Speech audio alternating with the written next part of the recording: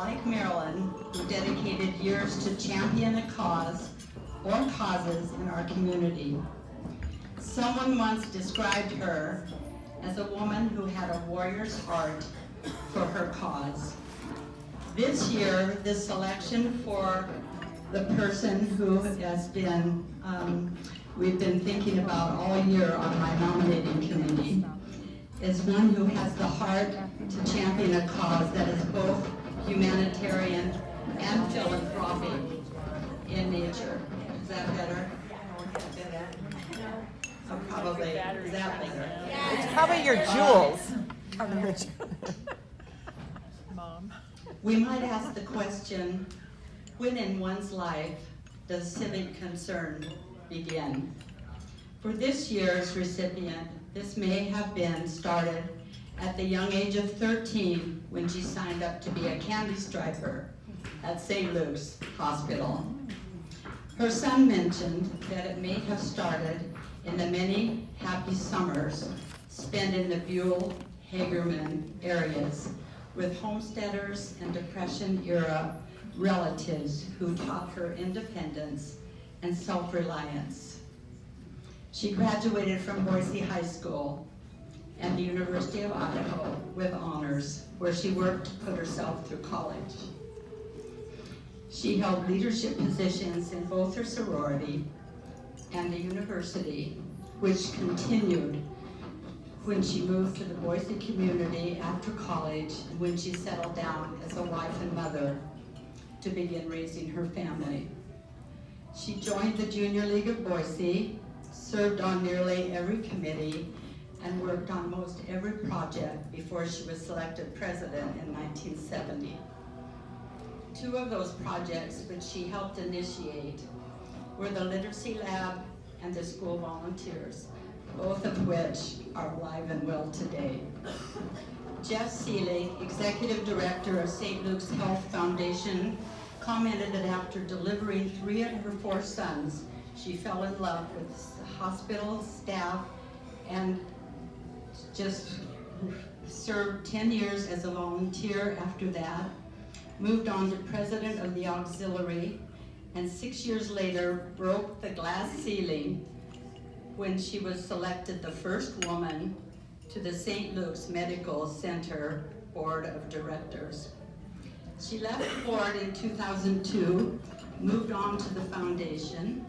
Later she established the Women's Forum, which meets quarterly today and provides speakers who provide health education to 100 women on a quarterly basis. After decades of service, she received an award which recognizes people for their humanitarian agent, spirit, and philanthropic leadership. In 1973, taking you all back a bit, we're going to go through a little history here. So the city of Boise purchased the Salt Lake Hardware Building on Capitol Boulevard, where the current Boise City Library is located. By 1986, the building was well in need of renovation.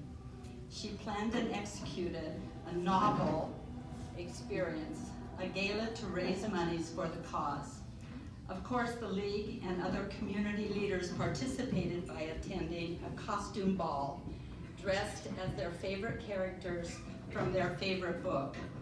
Roaming through the crowd that evening, one could chat with Rhett Butler, Scarlett O'Hara, Cleopatra, Martha Washington, Dracula, and Louis XIV, and Marie Antoinette. It goes without saying, it was a huge success, kicking off the renovation in fine style with live music and entertainment, proving once again her generous gifts of time, talent, and creativity.